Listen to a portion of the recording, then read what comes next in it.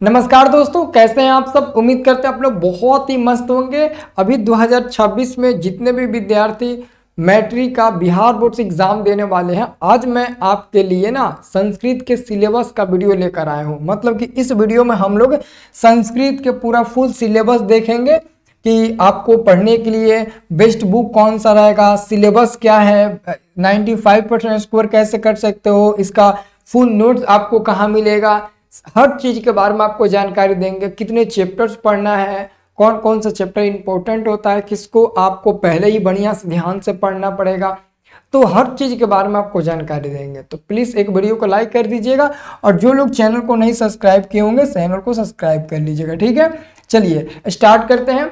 आप लोग भी गणेश भगवान का एक बार आशीर्वाद ले लीजिए, क्योंकि गणपति बाबा हमारे साथ है ना, तो किसी भी बात का टेंशन नहीं है। ठीक है, तो आप सब लोग एक बार गणेश जी का आशीर्वाद ले लीजिए। हमने तो आशीर्वाद ले लिया और आप लोग भी गणेश भगवान का आशीर्वाद ले लीजिए। ठीक है, और देखो बाबू, अभी मैं आपको पूरा बम्पर ऑफर दिया हूँ। अभी तुम लोग ना जितना ऑफर का फायदा उठा सकते हो तो जल्द से जल्द ऑफर का फायदा उठा लो।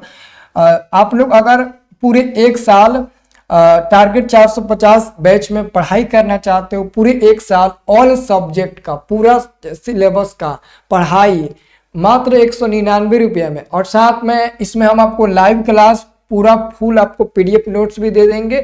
रिकॉर्डेड क्लास तो आपको मिलेगा, साथ में आपको लाइव टेस्ट भी देना होगा। इसमें लाइव टेस्ट में यह होगा कि अगर कोई लड़का फर्स्ट सेकंड थर्ड रैंक आता है तो उसको हमारे तरफ से इनाम का राशि रखा जाएगा। हो सकता है कि आपने 199 रुपये में बैच को परचेस किया है और हो सकता है कि आप टेस्ट जब होगा तो फर्स्ट सेकंड या थर्ड रैंक पर आते हैं तो वो टेस्ट का आपका ये पैसा उसी टेस्ट में निकल जाए। तो इसलिए ये आपको ज्वाइन करना बहुत ज़रूरी है, ज्वाइन करिएगा। और 5 हम प्रैक्टिस सेट देंगे आपको हर विषय का, मॉडल पेपर मॉडल सेट सब देंगे, और साथ में क्वेश्चन बैंक का पूरा आपको सोल्यूशन मिलेगा। आपको उसकी टेंशन लेने की ज़रूरत नहीं है। ठीक है ना, मैं ऐसा नहीं कि नहीं किया हूँ, पिछले 2 सालों से करके दिखा दिया हूँ। सबसे कम फी में अच्छे तरीके से आप पढ़ सकते हो, अच्छा रिजल्ट बना सकते हो। ठीक है ना, क्योंकि आपको पता ही है कि मेरा हर एक क्वेश्चन लड़ता है। आपको पता है ना, इस बार पूरा गर्दा और धुआं हो गया तो बोर्ड एग्जाम में, चाहे वो हिंदी का पेपर हो, संस्कृत का पेपर हो, मैथ का पेपर हो, मजा आ गया था। ठीक है, तो मैं सोचता हूँ कि इससे मजा आप लोगों को इस बार के बोर्ड एग्जाम में आए, तो आप लोग बहुत बढ़िया से आप लोग पढ़िएगा। ठीक है, चलिए तो हम आपको बता देते हैं कि क्या क्या आपको पढ़ना है। तो आपको अभी 10th के सिलेबस में आपको संस्कृत में 2 आपको किताबें पढ़ना है। एक किताब इधर आपको दिख रहा होगा, एक बुक आपको पढ़ना है, और दूसरा आपको पढ़ना है संस्कृत व्याकरण पढ़ना है, संस्कृत व्याकरण। और मेरे को बताते हुए ये खुशी हो रही है कि ये जो आपका बुक है ना, ये सबसे आसान है। ये आपका प्यूसम का बुक है, बुक मतलब कि प्यूसम आपका बुक है, भाग 2 है। इसकी कीमत आपको पता है कहाँ पर पता चलेगी? इस बार जो लोग भी पेपर दिए थे ना उनको पता होगा। देखो ये जो आपको प्यूसम का बुक दिख रहा है ना, यही वाला है। देखिए ये है प्यूसम का बुक नहीं है, ये चंद्रिका है उसका, और हम चंद्रिका ही सबको बोलते हैं मार्केट से खरीदने के लिए। इसका प्राइस भी आप देख लो, इसका प्राइस यहाँ पर लिखा गया 22 रुपया। इस 22 रुपये की कीमत समझते हो क्या है? इस 22 रुपये की कीमत है 50 अंक आपके बोर्ड एग्जाम में। अब सोचो कि सच में क्या सर, पूरे 50 नंबर इसी छोटी सी और यही पतली सी बुक से आपके बोर्ड एग्जाम में 22 नंबर का क्वेश्चन पूछा, सॉरी 50 नंबर का क्वेश्चन पूछा जाता है मात्र 22 रुपये की किताब से। अगर आपको यकीन नहीं है तो 2024 का 25 का कोनो पेपर उठाओ, संस्कृत का पूरा बुक वाला देखो, इसमें नहीं होगा मेरा नाम बदल देना, है ना। मेरे को सब पता है ना तुम लोगों को कौन से बुक को कम प्राइस में खरीदवा कर पढ़ाना है। ये हमारे पास सब तो जुड़वा है ना, तो मैं बता दूंगा ये खरीद लेना, है ना। नहीं तो नहीं भी खरीदोगे तो हम नोट्स में आपको दे देंगे। ठीक है, तो आपको याद रखना है इसकी कीमत बहुत ज़्यादा है। और संस्कृत व्याकरण में प्रॉब्लम होती है, बहुत लोगों को लट लगा लोट लगा धातु कारक में पहचानने में, लेकिन फिर भी कुछ ऐसा ट्रिक हम आपको बताएंगे ट्रिक के साथ, ताकि वो आपको चैप्टर बहुत बढ़िया सा समझ में आ जाए, उसकी चिंता मत करना है। तो ये हमको 2 बुक्स आपको पढ़ना पड़ेगा, है ना।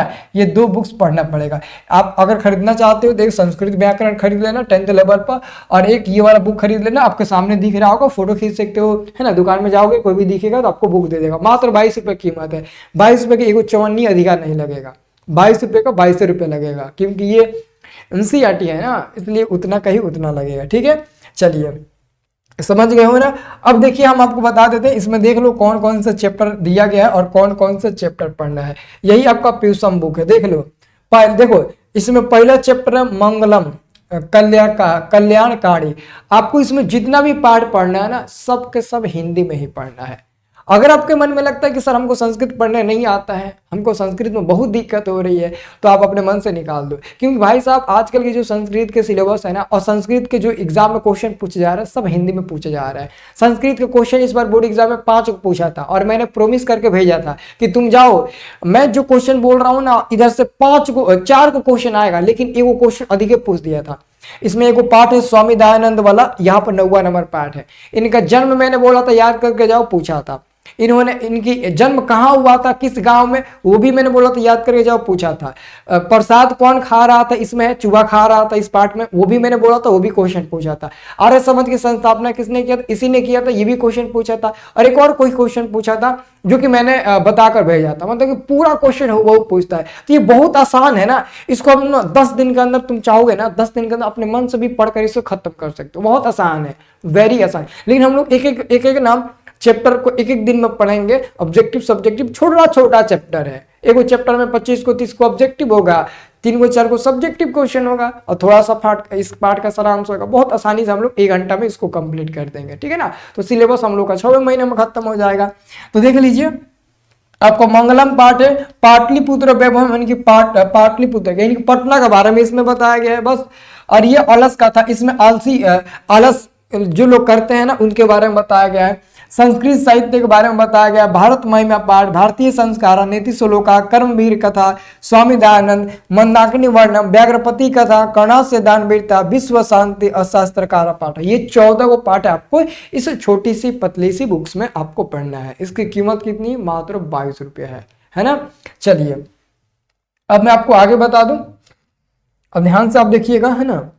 अब ध्यान से देखिएगा संस्कृत व्याकरण में। देखिए संस्कृत व्याकरण बहुत कम चैप्टर है, लेकिन ये चैप्टर बहुत लंबे लंबे है।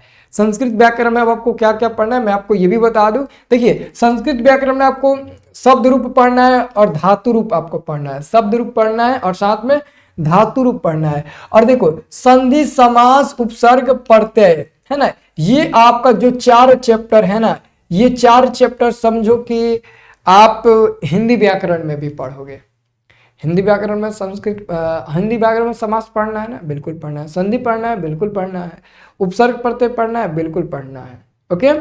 अब दोस्तों यहाँ पर स्त्री प्रत्यय आ गया और कारक और विभक्ति आ गया। तो ये और ये 4 चैप्टर पर विशेष ध्यान देना है। बाकी तो हम लोग ये ना हिंदी व्याकरण में भी पढ़ लेंगे, वहां पर पढ़ लेंगे। तो यहाँ पर बस रिविजन करने की जरूरत होगा, विश क्लास एकदम हमारा चैप्टर, ठीक है।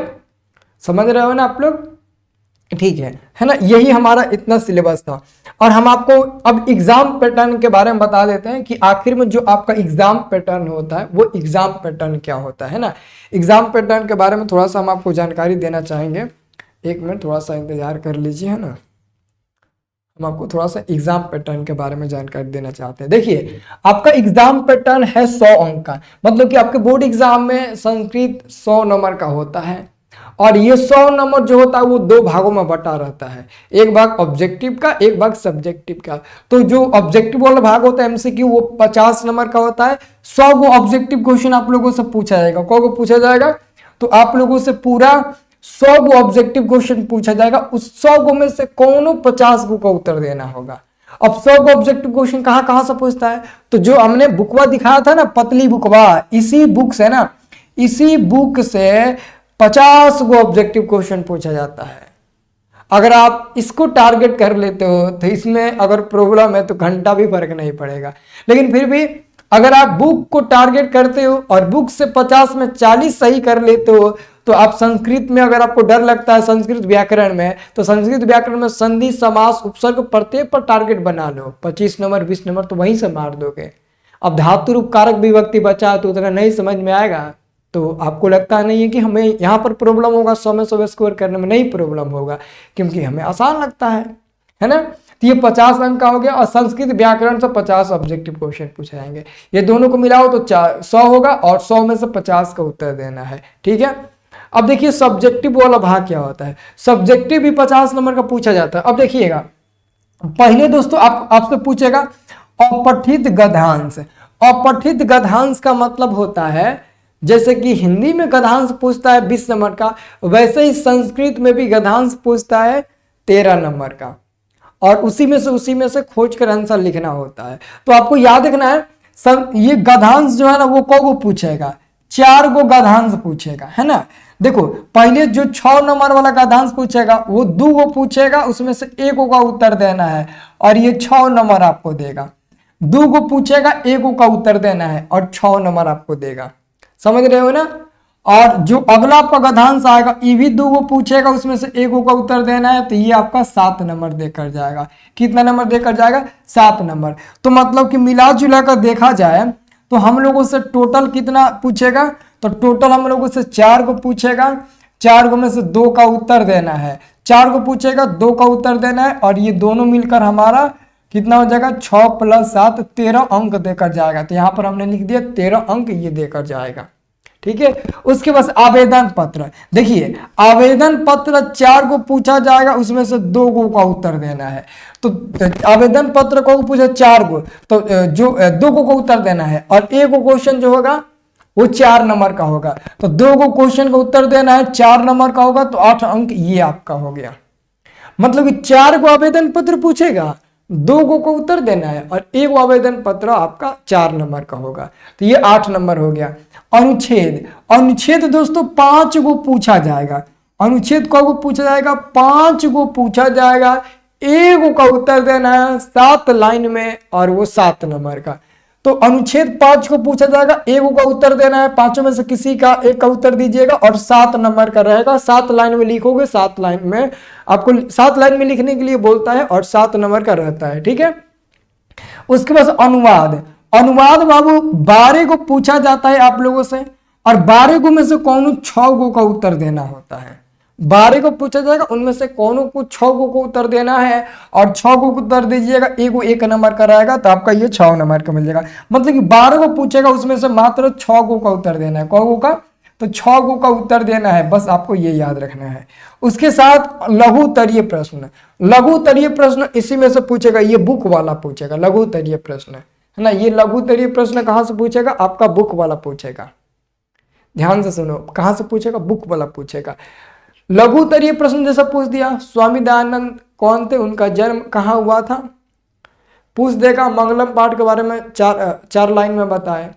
अलस कथा पाठ से क्या शिक्षा मिलती है, और पूछ देगा विद्यापति कौन थे, उन्होंने किस ग्रंथ की रचना किया। आसान आसान क्वेश्चन पूछेगा, संस्कृत को हिंदी में बनाकर। तो ये पूछेगा दोस्तों 16 को पूछेगा, 16 को 2 नंबर वाला क्वेश्चन पूछेगा, उनमें से कौन आपको 8 गो का उत्तर देना होगा। बताओ इतना ऑफर है, 16 को क्वेश्चन से 8 गो का उत्तर देना है, तो गजब हो गया जी। बहुत आसान सिलेबस है ना, बहुत ही आसान सिलेबस है। तो यही आपका सिलेबस है संस्कृत का, ठीक है, इसको नोट कर लीजिएगा। और देखो बाबू, अगर सही मायने में मैं बताऊं, अगर तुम लोग इस बार कुछ अच्छा करना चाहते हो ना, आंख मूंदो और स्टडी प्लस ऐप को प्ले स्टोर से डाउनलोड कर लो। डाउनलोड करने के बाद ओपन करो, ओपन करिएगा, मोबाइल नंबर पासवर्ड मांगेगा। पहली बार आपको यहाँ पर कुछ नहीं करना है, आप पहली बार ओपन करोगे तो न्यू यूजर लिखा गया होगा, न्यू यूजर पर आप लोग क्लिक करिएगा। जैसे न्यू यूजर पर क्लिक करिएगा, अगला पेज ओपन आएगा, यहाँ पर ओपन होगा, यहाँ पर अपना नाम लिख देना, यहाँ पर अपना मोबाइल नंबर डालना, ईमेल आईडी डालना, स्टेट का नाम डालना, सिटी का नाम डालना, पासवर्ड डालना, ये सब आप लोग यहाँ पर डाल दीजिएगा। डालने के बाद रजिस्टर नाउ पर नीचे क्लिक करिएगा तो ये वाला पेज आपका ओपन हो जाएगा। अब यहाँ पर देख लीजिएगा, और course, live class, e books, notes, all test, है ना, social media link, free test, free PDF, my course, free video, है ना। तो आपको ऑल कोर्स पर या फिर इस पर क्लिक कर देना। जैसे क्लिक करोगे अगला पेज ओपन हो जाएगा। अगर आपके पास ऑनलाइन पेमेंट करने की कोई सुविधा है तो यहाँ पर बाय नाउ का ऑप्शन है, यहाँ पर क्लिक करके गूगल पे, पेफोन, पेटीएम जो भी वहाँ पर आएगा उससे आप पेमेंट कर दीजिएगा।